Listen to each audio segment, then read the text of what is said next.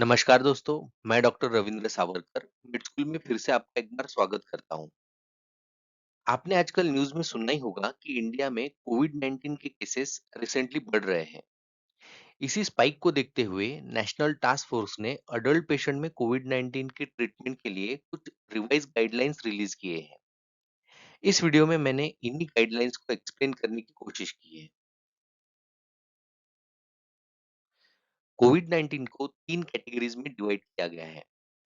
Mild disease में upper respiratory tract infection के साथ फीवर हो सकता है, बट हाइपोक्सिया और शॉर्टनेस ऑफ ब्रीथ नहीं होती। मॉडरेट डिजीज में माइल्ड डिजीज के सिम्टम्स के साथ ब्रीथलेसनेस के साथ रेस्पिरेटरी रेट 24 टू 30 के बीच, या फिर रूम एयर पे SpO2 लेवल 90 टू 93 के बीच। इनमें से एटलीस्ट एक फीचर होना चाहिए। सीवियर डिजीज में ब्रीथलेसनेस के साथ रेस्पिरेटरी रेट 30 पर मिनट से ज्यादा और SpO2 रूम एयर पे 90% से कम। इनमें से एटलीस्ट एक फीचर होना चाहिए। माइल्ड डिजीज के पेशेंट को होम आइसोलेशन एडवाइस की जाती है। पेशेंट ने physical distancing, indoor mask use और स्ट्रिक्ट हैंड हाइजीन को फॉलो करना चाहिए। माइल्ड डिजीज के पेशेंट को ओरल फ्लूइड्स के साथ प्रॉपर हाइड्रेशन, फीवर के लिए एंटीबायोटिक्स, कफ के कंट्रोल के लिए एंटीटसिव ऐसी सिम्टोमेटिक ट्रीटमेंट देनी चाहिए। पेशेंट ने ट्रीटिंग फिजिशियन के साथ कांटेक्ट में रहना चाहिए। पेशेंट ने घर पे टेम्परेचर और ऑक्सीजन सैचुरेशन मॉनिटर करना चाहिए। माइल्ड डिजीज के पेशेंट को हॉस्पिटलाइज तब करना चाहिए जब डिफिकल्टी इन ब्रीथिंग और SpO2 लेवल 93 के नीचे हो, हाई ग्रेड फीवर और सीवियर कफ 5 दिन से ज्यादा हो, या फिर पेशेंट हाई रिस्क कैटेगरी में आता हो। हाई रिस्क कैटेगरी में age more than 60 years, cardiovascular disease और coronary artery disease, diabetes mellitus, immuno compromise state जैसे कि HIV, leukaemia, ongoing chemotherapy, active tuberculosis, chronic lung, kidney और liver disease, cerebrovascular disease, obesity और unvaccinated person, ऐसे patient आते हैं। नए recommendation में कोविड में पास में यूज होने वाली कई ड्रग्स को अभी ना देने की एडवाइस दी गई है। इसमें hydroxychloroquine, ivermectin, azithromycin, doxycycline, लोपिनाविर ritonavir combination, molnupiravir और फेविपिराविर ये आते हैं।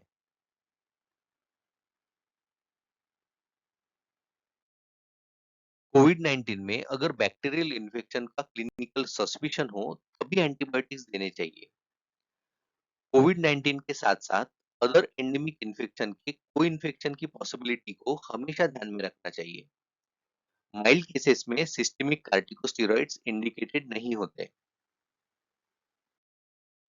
मॉडरेट डिजीज में ब्रीथलेसनेस के साथ रेस्पिरेटरी रेट 24 टू 30 पर मिनट के बीच होता है, या फिर SpO2 लेवल 90 टू 93% के बीच होती है, या फिर दोनों हो सकते हैं। ऐसे पेशेंट को वार्ड में एडमिट करना चाहिए। टारगेट SpO2 लेवल 94 टू 96% के बीच होनी चाहिए। COPD या अदर क्रोनिक लंग डिजीज में टारगेट SpO2 लेवल 88 टू 92% के बीच होनी चाहिए। ऑक्सीजनेशन के लिए non rebreathing face mask preferred choice होती है।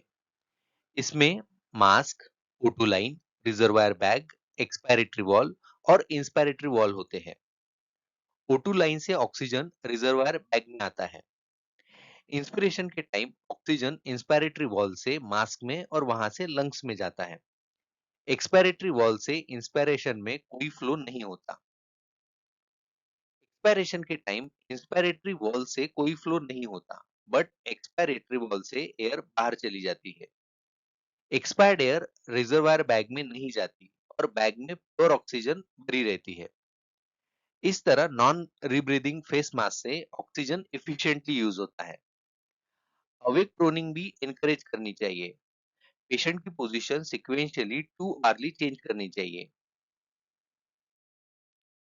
मॉडरेट और सीवियर डिजीज में सिस्टेमिक स्टेरॉइड्स यूज करने चाहिए। डेक्सामेथासोन 6 mg पर डे और methylprednisolone 32 mg per day in 4 divided doses में अप्रूव्ड है। स्टेरॉइड्स यूजुअली 5 टू 10 डेज तक और अंटिल डिस्चार्ज तक, इनमें जिसका भी ड्यूरेशन कम हो तब तक देने चाहिए। अगर पेशेंट स्टेबल है या इम्प्रूविंग है, तो ओरल स्टेरॉइड्स दे सकते हैं। जिन पेशेंट को ऑक्सीजन की नीड नहीं है और आफ्टर डिस्चार्ज स्टेरॉइड्स नहीं देने चाहिए। अगर स्टेरॉइड्स रिकमेंडेड डोजेज से हायर डोजेज में या फिर लॉन्गर ड्यूरेशन के लिए दिए जाते हैं, तो म्यूकरमाइकोसिस जैसे सेकेंडरी इन्फेक्शन की रिस्क ज्यादा होती है। मॉडरेट और सीवियर डिजीज में क्लॉट फॉर्मेशन प्रिवेंट करने के लिए एंटीकोएगुलेंट्स इंडिकेटेड होते हैं।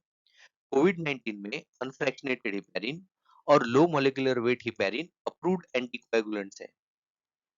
Anticoagulants weight based prophylactic doses में यूज करने चाहिए, जैसे कि इनॉक्सापेरिन 0.5 mg पर केजी पर day subcutaneously.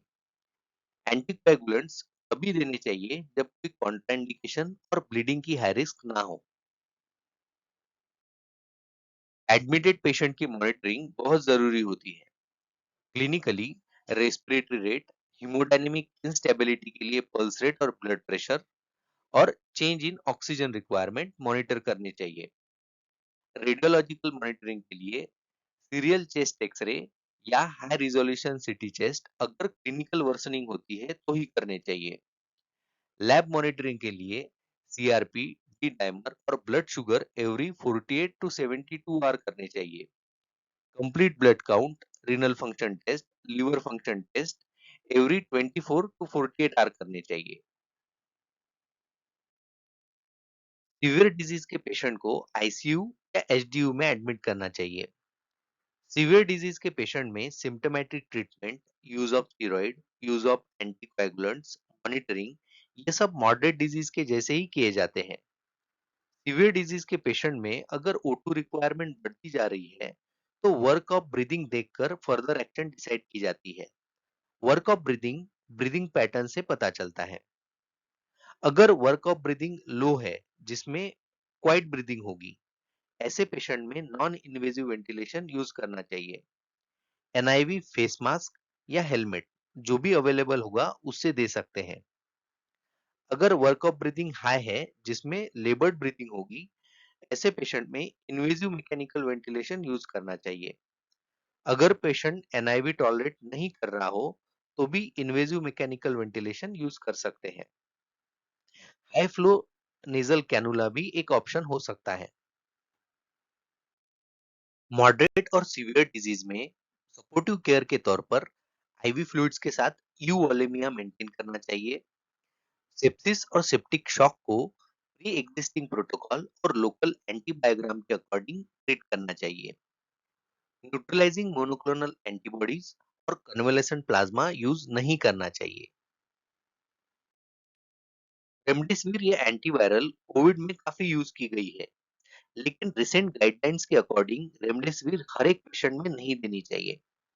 Remdesivir 200 mg IV on day 1, उसके बाद 100 mg IV OD for next 4 days ऐसी दी जाती है। रेमडेसिविर 5 डेज से ज्यादा देने से एक्स्ट्रा बेनिफिट नहीं होता है। रेमडेसिविर सिम्टम स्टार्ट होने के विद इन 10 डेज शुरू करनी चाहिए। मॉडरेट टू सीवियर डिजीज के ऐसे पेशेंट जिनमें प्रोग्रेशन की रिस्क हाई होती है, ऐसे पेशेंट को रेमडेसिविर देनी चाहिए। जो पेशेंट ऑक्सीजन सपोर्ट पे नहीं है, होम सेटिंग में, या जो पेशेंट इन्वेजिव मैकेनिकल वेंटिलेशन और इक्मो पे है, ऐसे पेशेंट में रेमडेसिविर नहीं देनी चाहिए। एस्टिमेटेड जीएफआर 30 ml पर मिनट पर metre square of body surface area से कम और लीवर एंजाइम्स की लेवल अपर नॉर्मल लिमिट से 5 टाइम से ज्यादा, ये रेमडेसिविर के यूज के लिए रिलेटिव कॉन्ट्राइंडिकेशन होते हैं। टोसिलिजुमैब IL-6 रिसेप्टर ब्लॉकर है जो कोविड-19 में होने वाले साइटोकाइन स्टॉर्म को कंट्रोल करने के लिए यूज किया जाता है। टोसिलिजुमैब का डोज 4 to 6 mg पर kg in 100 ml NS over 1 hour होता है।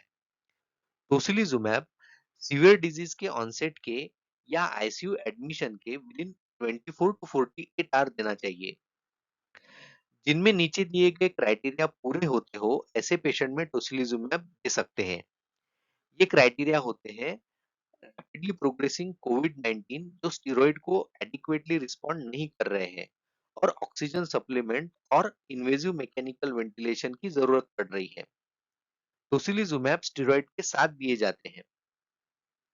इन्फ्लेमेटरी मार्कर की लेवल सिग्निफिकेंटली बढ़ी हो, एक्टिव टीबी, फंगल और systemic bacterial infection ruled out किए गए हो, सेकेंडरी इन्फेक्शन जैसे कि reactivation of TB, flaring of herpes के लिए लॉन्ग टर्म फॉलोअप इंश्योर्ड हो। इस वीडियो को अंत तक देखने के लिए थैंक यू। अगर आपकी कोई भी क्वेरी या फिर सजेशन है तो प्लीज उन्हें कमेंट सेक्शन में लिखिए। अगर आपको मेरा काम पसंद आ रहा हो तो प्लीज इस वीडियो को लाइक कीजिए और अपने दोस्तों के साथ शेयर कीजिए। नेक्स्ट वीडियो अपलोड का नोटिफिकेशन पाने के लिए चैनल को सब्सक्राइब कीजिए और बेल आइकॉन को हिट कीजिए। नेक्स्ट वीडियो तक take care and keep learning.